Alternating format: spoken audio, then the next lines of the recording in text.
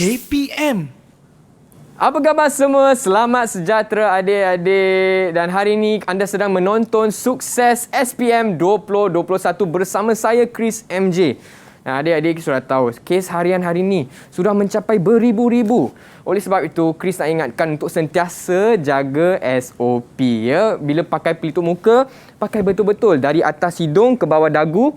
Yang kedua itu kerap pakai gel pembasmi kuman dan akhir sekali apabila berada di kawasan awam, jaga jarak sosial tidak kurang daripada 1 meter. Baiklah, untuk kelas hari ini, kita akan belajar mata pelajaran sains. Tapi topik apanya? Topik hari ini macam ada berkait rapat dengan pasu bunga adik kat rumah tu lah. Topik apa tu? Nak tahu dengan lebih lanjut? Jom kita saksikan profil guru untuk hari ini.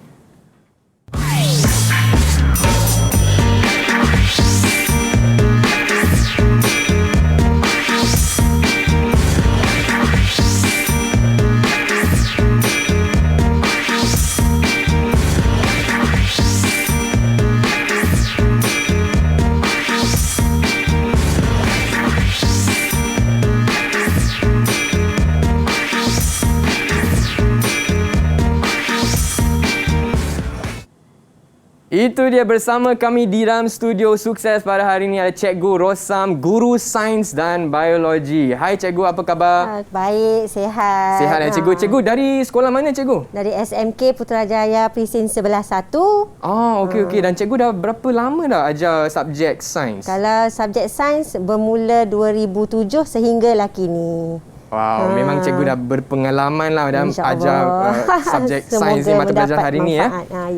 Cikgu, Chris juga nak tahu kan, hari ini topik dia amat apa kita kata interesting dan dia berkait rapat dengan pasu bunga ya Cikgu. Like, mungkin Cikgu boleh explain sikit, terang sikit tentang topik untuk hari ini Cikgu. Okey, untuk yang macam Chris kata tadi, pasu bunga, kita nak tengok daripada pasu bunga kaca tu, kita boleh inovasikan menjadi pasu bunga seramik. Itu antara yang kita nak bagi kepada murid-murid semua di rumah hari ini, insya-Allah.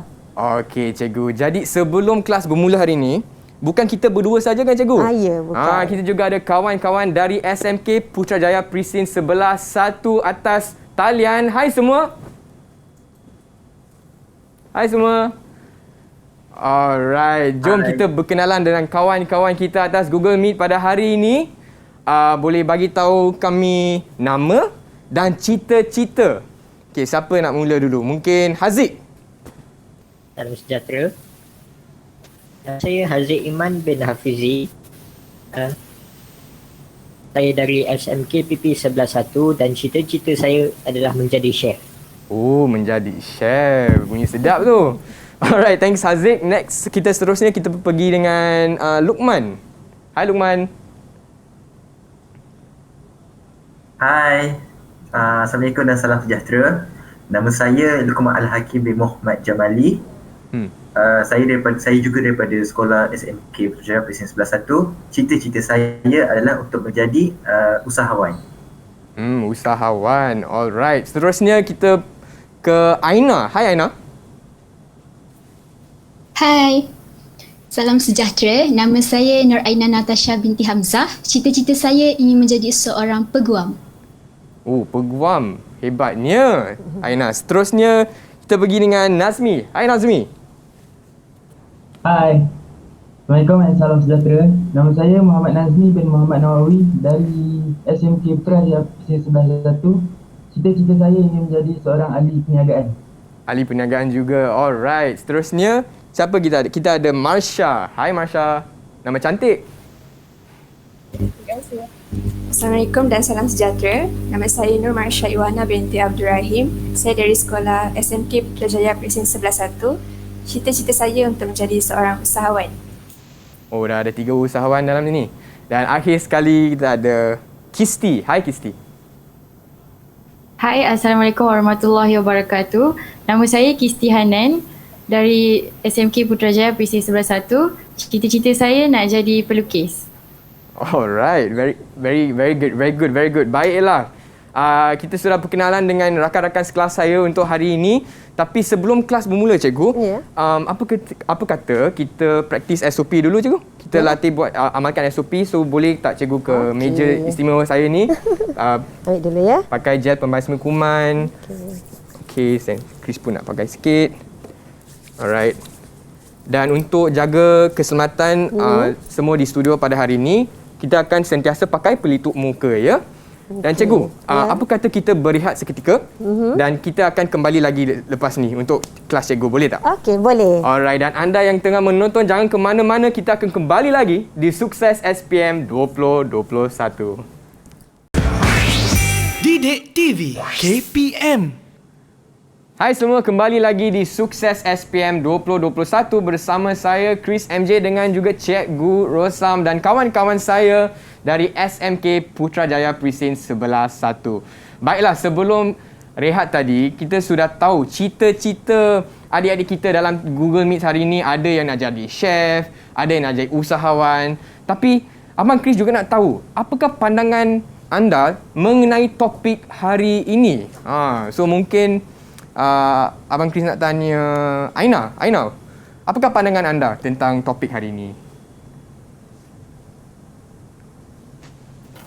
Pandangan saya tentang subjek sains pada hari ini, sains merupakan subjek yang dekat dengan kehidupan kita. Oleh itu, subjek sains harus dipelajari dan dikuasai dengan baik oleh semua pelajar untuk diaplikasikan dalam kehidupan seharian. Wow, hebatlah Aina. Hebat jawapan Aina tu. Seterusnya, siapa lagi? Abang Luqman, how about you? Pandangan saya terhadap topik kita pada hari ini, saya rasa apa yang kita akan belajar tentang sains dalam kehidupan ni, kita amat memerlukan untuk perkara yang kita sentiasa buat dalam setiap hari. Betul tu, yang kita boleh aplikasi dalam kehidupan seharian, kan? Okey. Akhir sekali kita boleh tanya Kisti? Pada pandangan saya, subjek sains penting untuk kita pelihara alam semula jadi yang ada dekat sekeliling kita. So kalau kita nak pelihara, kita kenalah tahu lebih dalam tentang alam semula jadi tu. Baiklah, apa yang Abang Chris dapat dari jawapan anda semua ialah subjek sains mata pelajaran dan topik hari ini memang berkait rapat kan dengan kehidupan seharian kita. Baiklah adik-adik, semua sedia tak untuk kelas hari ini? Kalau sedia, boleh kasih bagus. Baiklah, Cikgu Rosam, dipersilakan cikgu. Okey, terima kasih Chris. Saya pun nak bagi bagus untuk kita mulakan kelas kita hari ini. Izinkan saya ya Chris. Okey, untuk hari ini kita akan mempelajari tajuk yang di mana pertama mentakrif, memberi contoh aloi serta kegunaan dalam kehidupan harian. Yang kedua, murid dapat memerihalkan komponen kaca dan seramik serta aplikasinya. Yang ketiga, murid dapat menerangkan polimer semula jadi, polimer sintetik dan seterusnya dapat menerangkan proses pempolimeran. Okey, untuk yang pertama, aloi. Banyak benda di sekeliling kita diperbuat daripada aloi. Apakah itu aloi? Okay, aloi merupakan campuran beberapa jenis logam atau campuran logam dan bukan logam mengikut peratusan yang tertentu. Dan kita ada beberapa jenis aloi yang biasa digunakan. Okay, ada 5 jenis aloi. Yang pertama keluli, pewter, gangsa, loyang dan juga duralumin. Okay, untuk komposisi, sifat dan kegunaan aloi, tak eloklah rasanya kalau saya je bercakap. Saya minta Nazmi mulakan untuk terangkan aloi keluli, pewter, gangsa dan juga komposisi, sifat dan kegunaan dia. Silakan Nazmi. Boleh cikgu, boleh. Okey. Yang pertama, keluli. Nazmi, boleh dekatkan mic tak dengan mulut dulu? Thank you. Alright. Okey, jenis aloi yang pertama, keluli. Komposisi, besi 99%, karbon 1%. Sifat keluli adalah keras dan kuat. Kegunaan keluli adalah untuk membina bangunan dan jabatan. Selain itu, dia digunakan untuk membuat badan kenderaan dan landasan kereta api. Jenis yang kedua ialah pewter. Komposisi pewter ialah timah 96%, kuprum 3%, antimoni 1%, dan sifat pewter adalah permukaan berkilau dan tahan kaki sel. Kegunaan pewter pula ialah membuat barangan perhiasan seperti bingkai gambar. Dan jenis yang ketiga pula ialah gangsa. Komposisi gangsa ialah kuprum 88% dan timah 12%. Sifat gangsa ialah keras, tahan kaki sel, warna yang menarik. Kegunaan gangsa pula ialah membuat tugu, ukiran logam, duit siling, pingat dan sebagainya. Okey, terima kasih Nazmi, dan saya minta yang kedua lah, siapa nak cuba untuk bacakan komposisi sifat dan kegunaan loyang dan juga duralumin. Saya Marsha akan menyambungkan alloy yang seterusnya. Okey, teruskan Marsha. Alloy yang seterusnya iaitu loyang. Komposisinya 75% kuprum dan 25% zinc. Sifat loyang adalah kuat, permukaan berkilat, mudah ditempa dan warna keemasan. Kegunaan loyang adalah untuk membuat kunci, tombol pintu, alatan muzik seperti trompet dan sebagainya. Seterusnya, alloy yang kelima iaitu duralumin. Komposisinya aluminium 95%, kuprum 3%, magnesium 1% dan mangan 1%. Sifat duralumin adalah ringan, kuat dan tahan kaki sel. Kegunaan duralumin adalah untuk membuat badan pesawat, kapal terbang dan sebagainya. Okey, terima kasih Nazmi. Terima kasih Marsha. Terima kasih Marsha. Dan di sini murid-murid di rumah perlu tahu 5 jenis alloy tadi yang saya katakan. Kita ada keluli, pewter, okey, gangsa, loyang dan juga duralumin. Okey, seterusnya kita tengok soalan contoh berdasarkan daripada penerangan alloy itu tadi. Okey, yang pertama, soalan pertama, saya minta Iman cuba jawab untuk soalan pertama dan kedua. Iman? Ya, cikgu. Okey, cuba jawab. Apakah alloy? Alloy merupakan nombor satu, apakah alloy? Alloy merupakan gabungan beberapa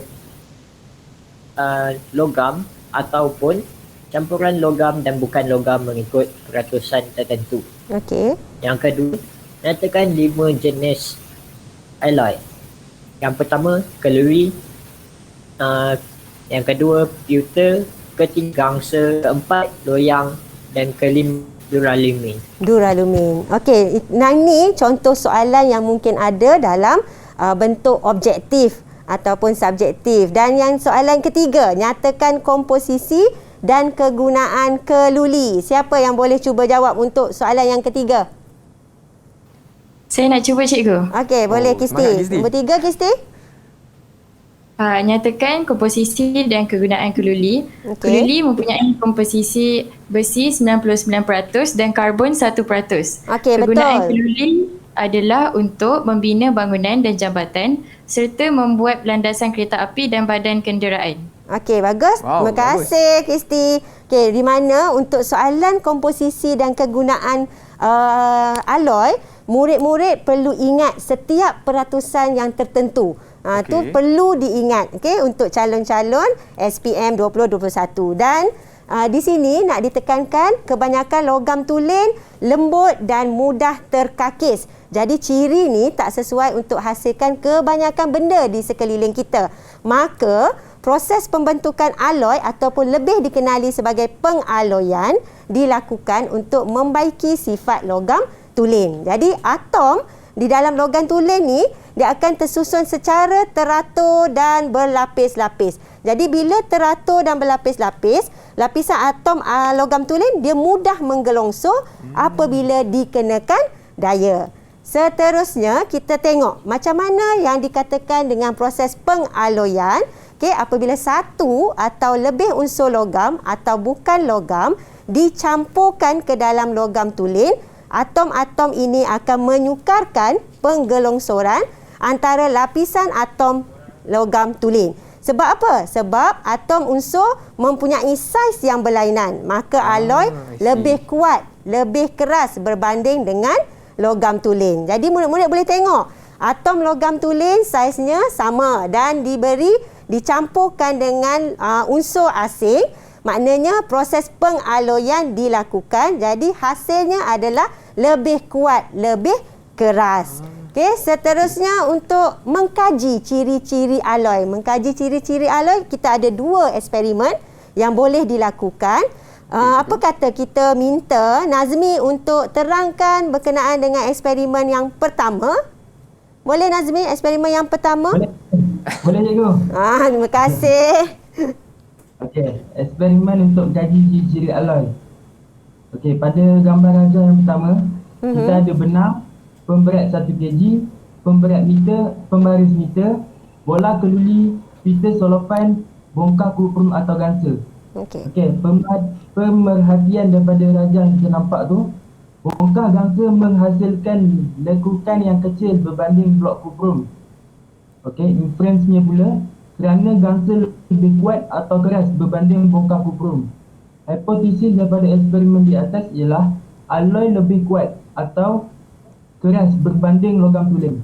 Okey, terima kasih Nazmi. Di mana dalam eksperimen yang pertama ni kita perlu kenal pasti yang mana satu logam tulen, yang mana satu alloy, dan gangsa adalah alloy. Tadi kan ingat 5 jenis alloy.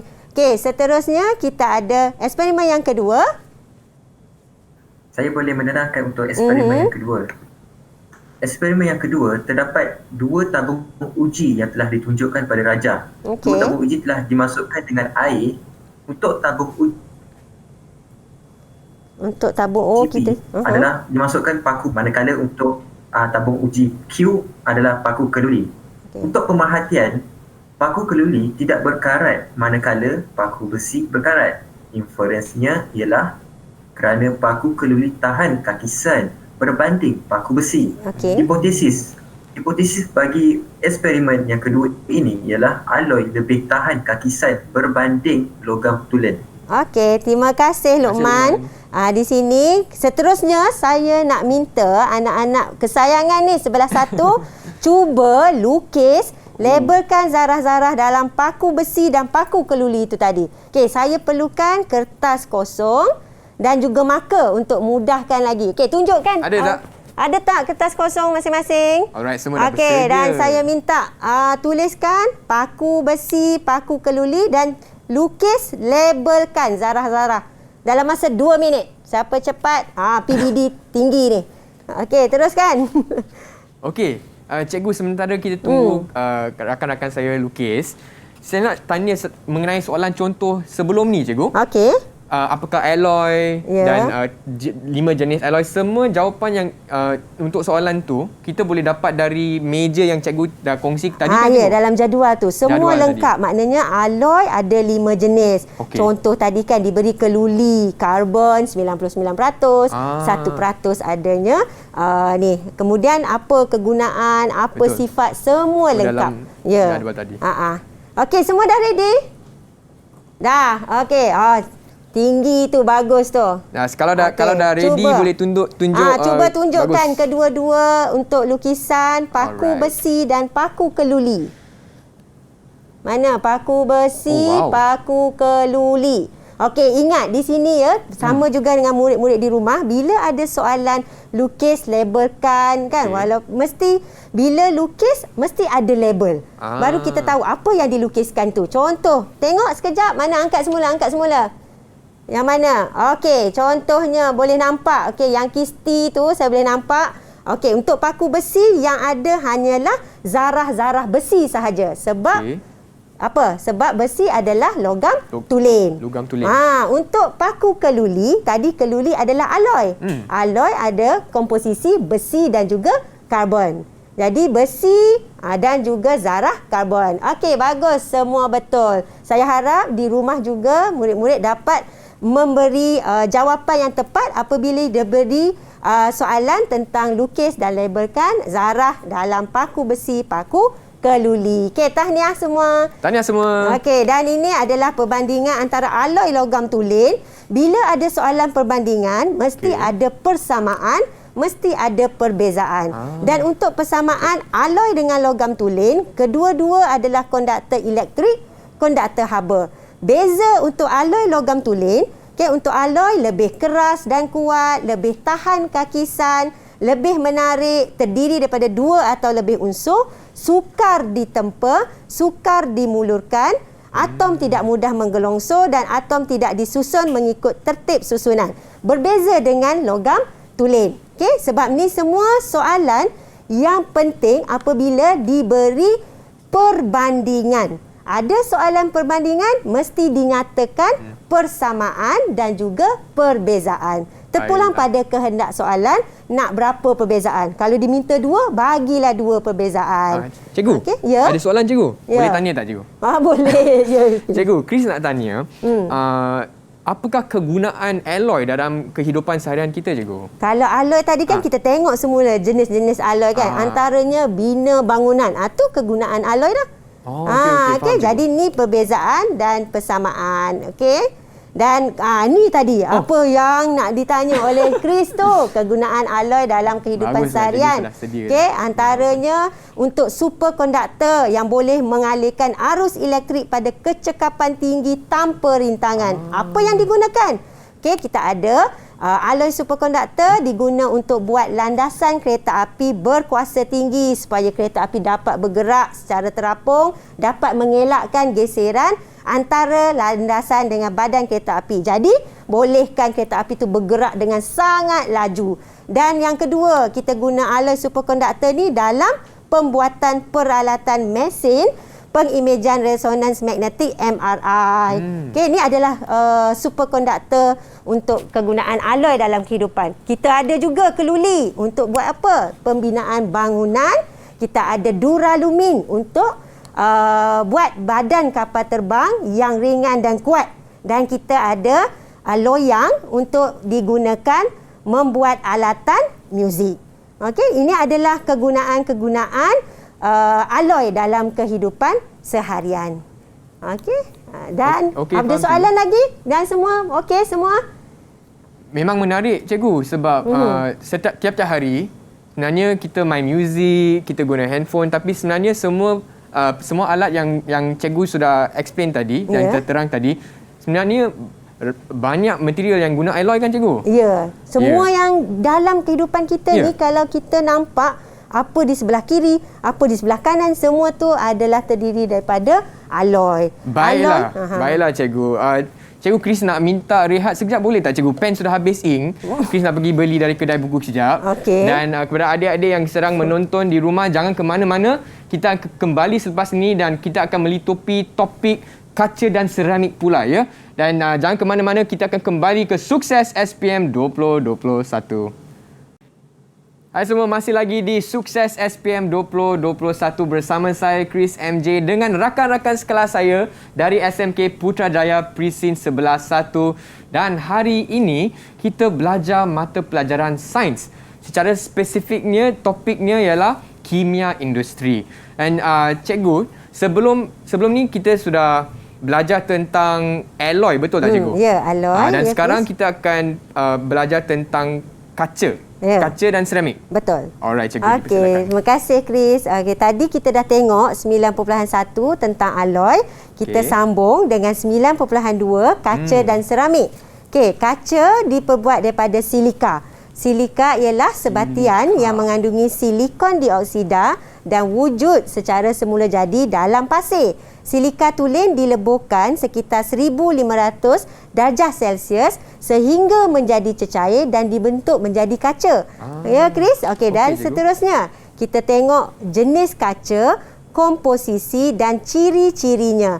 Jenis kaca kita ada 4 jenis kaca. Pertama, kaca silika terlakur, kaca soda kapur, ketiga kaca borosilikat, yang keempat kaca plumbum.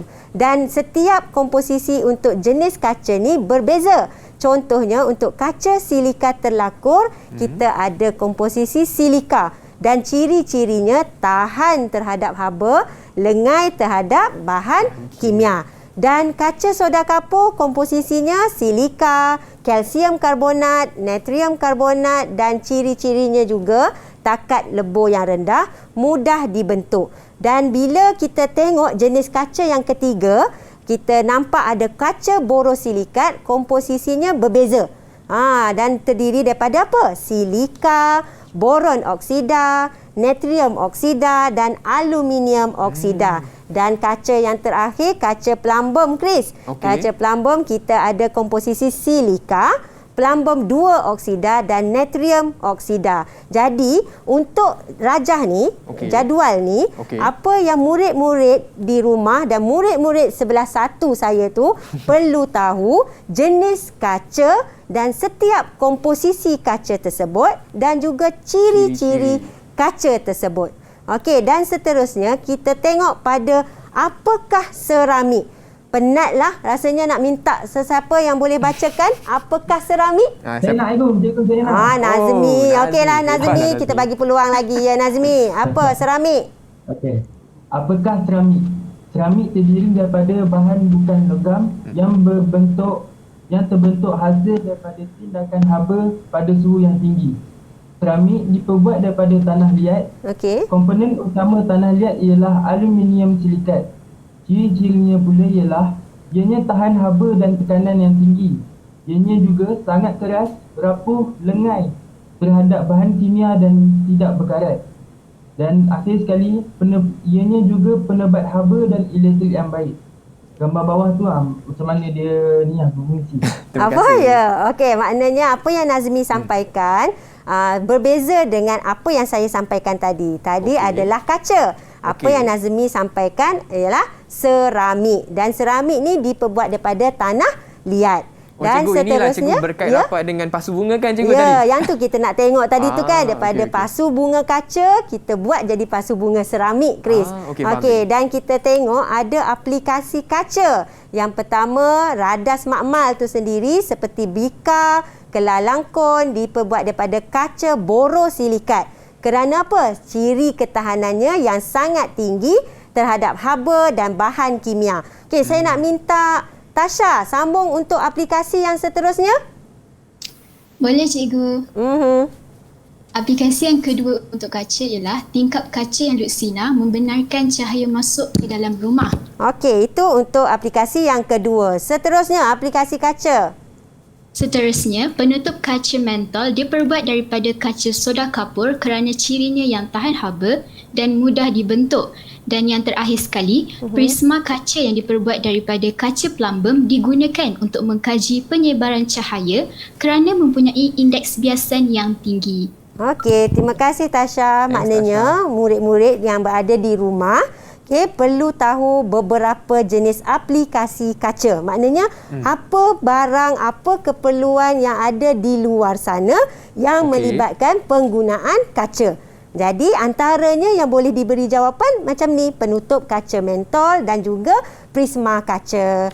Dan seterusnya kita tengok kepada aplikasi seramik.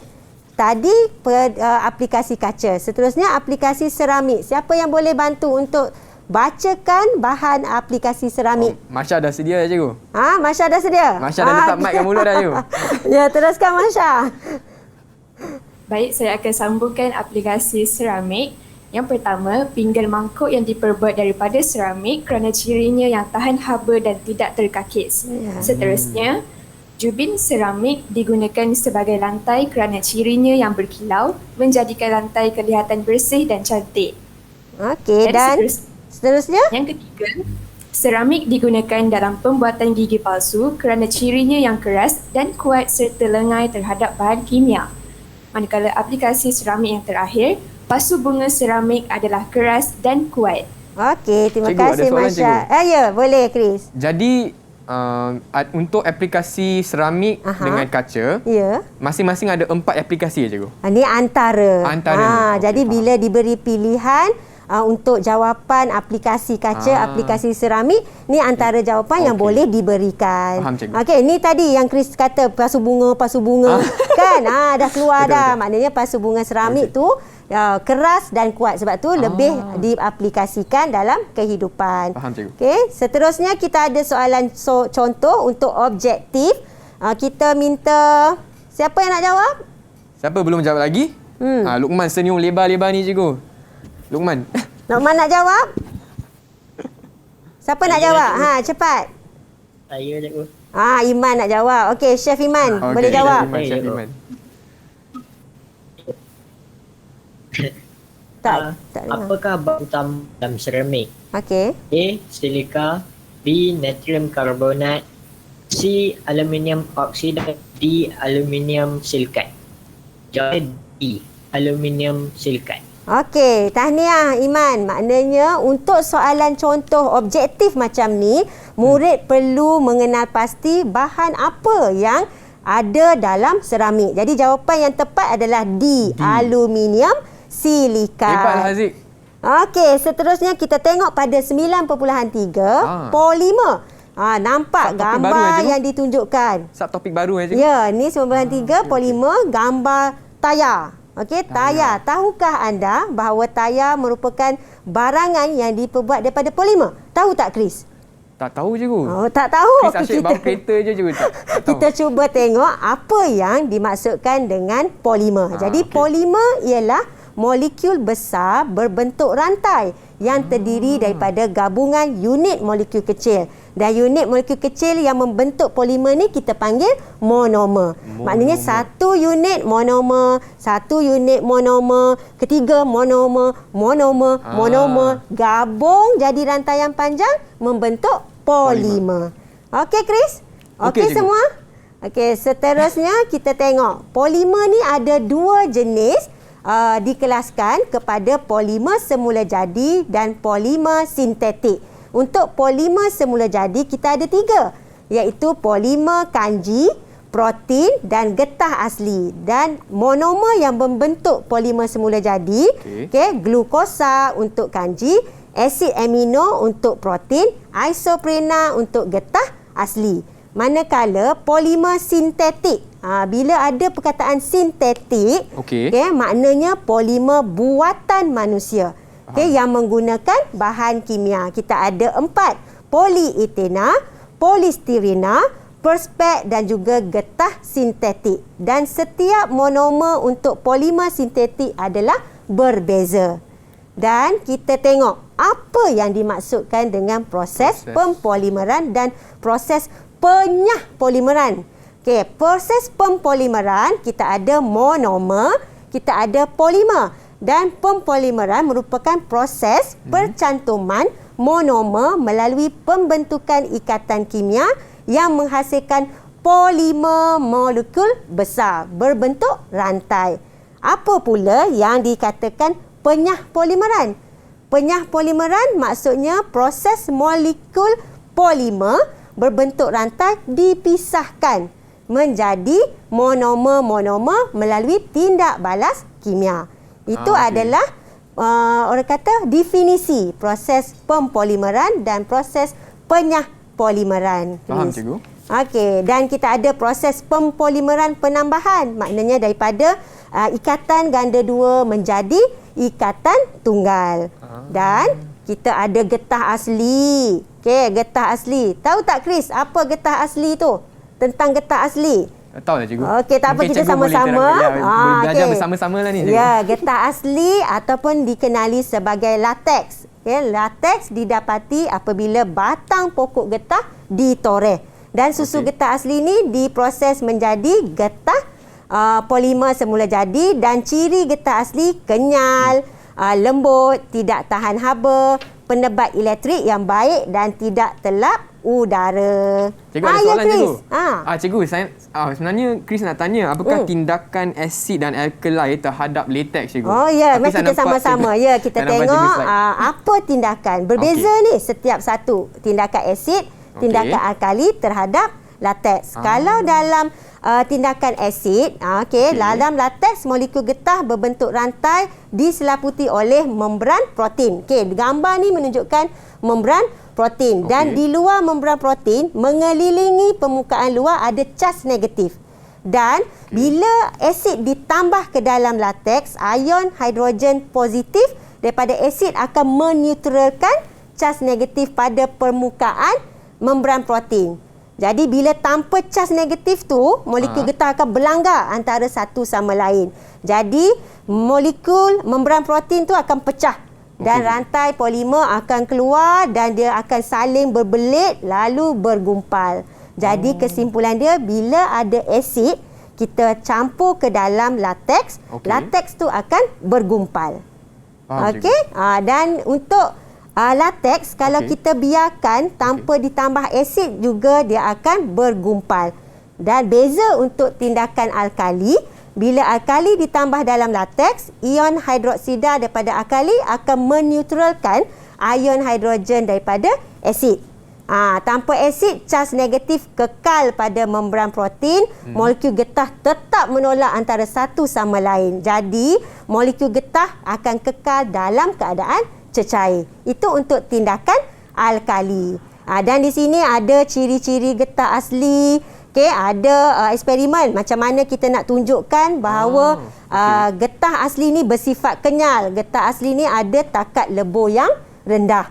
Dan kita ada eksperimen kalau bila dah bersemuka, bila dah di rumah nanti, anak-anak murid semua boleh lihat dalam buku teks pun ada, okey, mengkaji kesan asid alkali terhadap latex, macam mana, apa dia punya pemerhatian.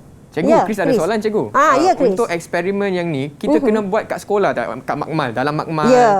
Kena buat cikgu? Ya, dalam makmal. Dan kalau diberi peluang untuk bersemuka, memang kita ada order tempahan latex dan kita buat eksperimen untuk kaji tindakan asid, tindakan alkali, ada perbezaan antara kedua-dua tu. Jadi dalam makmal tu boleh nampak proses penggubalan. Ya, memang kita galakkan untuk murid buat sendiri, nak tengok macam mana tindakan asid, tindakan alkali terhadap latex. Faham, cikgu. Dan seterusnya kita ada pemvulkanan getah.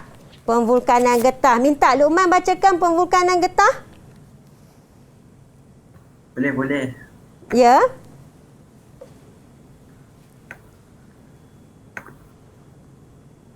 Sekejap. Ya. Okey, Luqman. Nak baca boleh tak cikgu? Apa? Okey, nak bantu? Boleh, Nazmi. Ya, boleh. Boleh Nazmi, bacakan. Pemvulkanan getah. Getah asli adalah lembut dan tidak tahan haba. Ia tidak sesuai digunakan untuk membuat bahan seperti tayar kenderaan. Proses pemvulkanan akan membaiki sifat getah dan menjadikannya lebih kuat.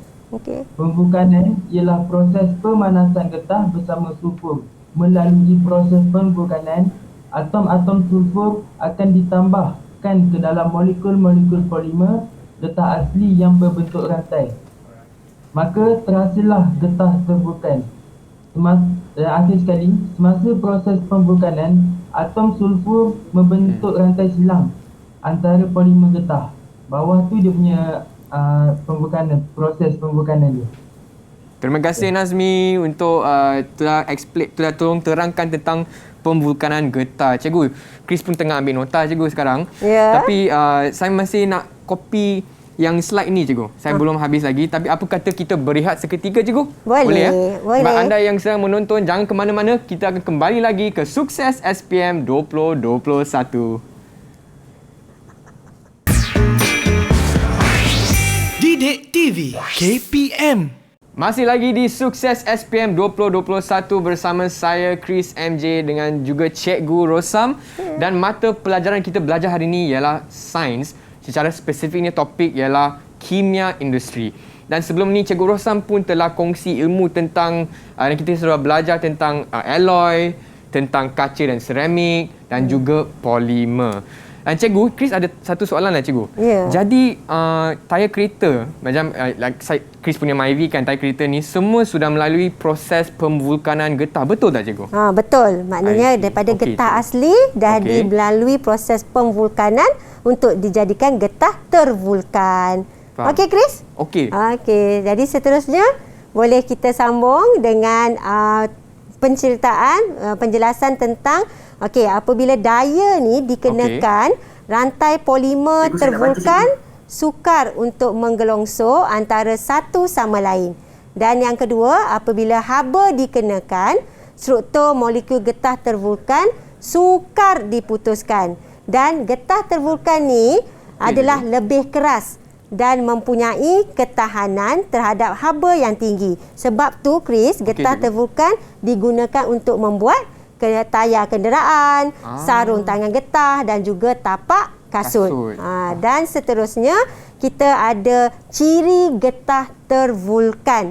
Saya nak minta Kisti, boleh bacakan tak Kisti untuk ciri getah tervulkan? Boleh cikgu.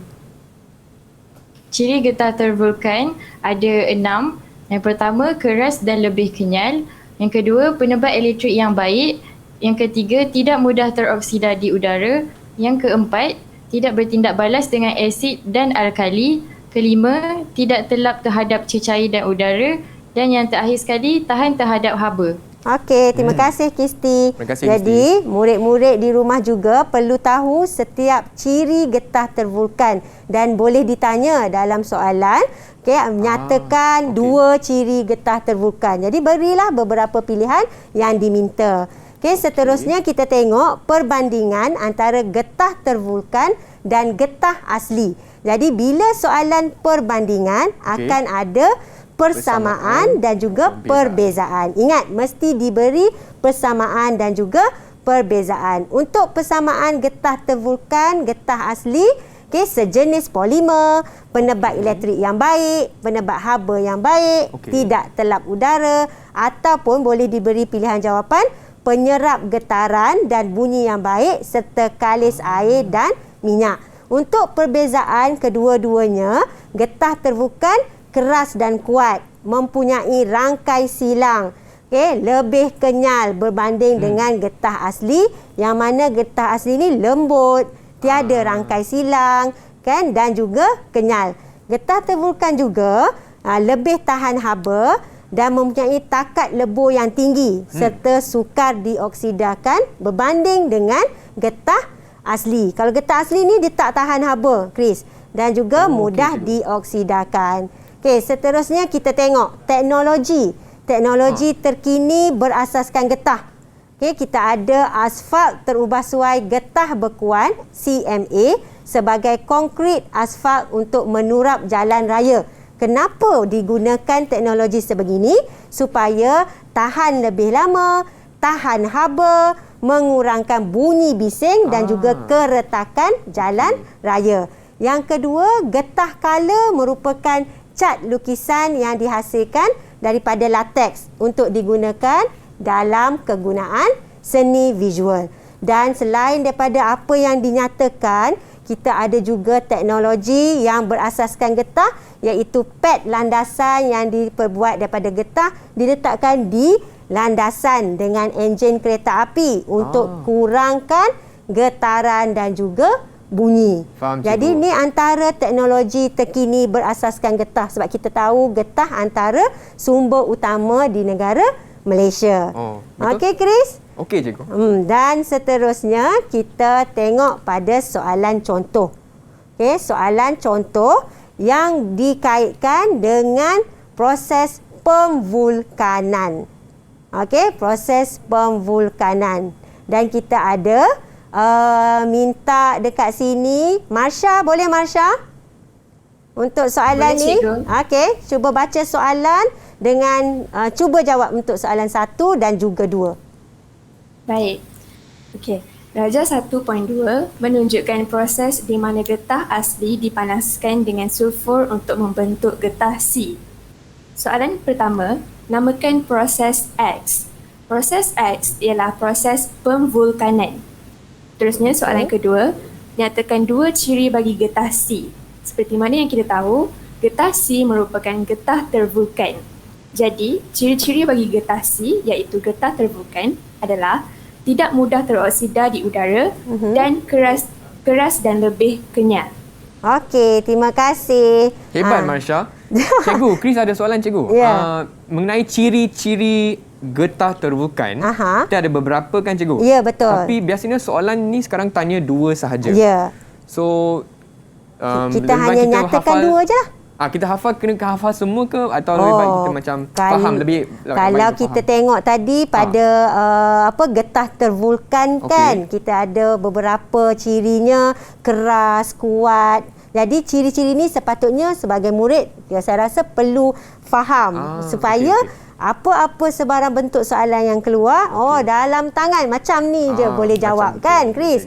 Jadi antara yang diberi contoh soalannya tadi, betul, getah C. Ditanya getah C, proses apa yang dialami untuk membentuk getah C. Dan tadi Marsha dah jawab, getah asli tambah dengan sulfur mengalami proses pemvulkanan. Maknanya ada rantaian lurus dan ada ikatan sulfur. Dan ini membentuk getah C iaitu getah tervulkan. Jadi konsep di sini, murid-murid di rumah juga, bila dapat soalan, dapat soalan, kenal pasti setiap satunya jenis apa dan apa yang mewakili X, apa yang mewakili C. Bila ditanya dua ciri bagi getah C, getah C adalah getah tervulkan. Maknanya kita bagilah dua ciri getah tervulkan. Faham, cikgu. Okey, Chris. Alright, cikgu. Nampaknya loceng sudah berbunyi. Kita sudah sampai ke pengakhiran kelas untuk hari ini. Ayo. Dan hari ini, cikgu kalau tak silap, kita sudah belajar mengenai alloy. Ya, alloy. Kita belajar mengenai kaca dan seramik. Dan akhir sekali polimer kan cikgu? Ya, betul. Dan proses Polimer. pemvulkanan getah. Cikgu, boleh tak cikgu bagi rumusan untuk kelas hari ini? Okey, terima kasih Chris. Murid yang bagus cemerlang ni selain Terima kasih, daripada murid cikgu.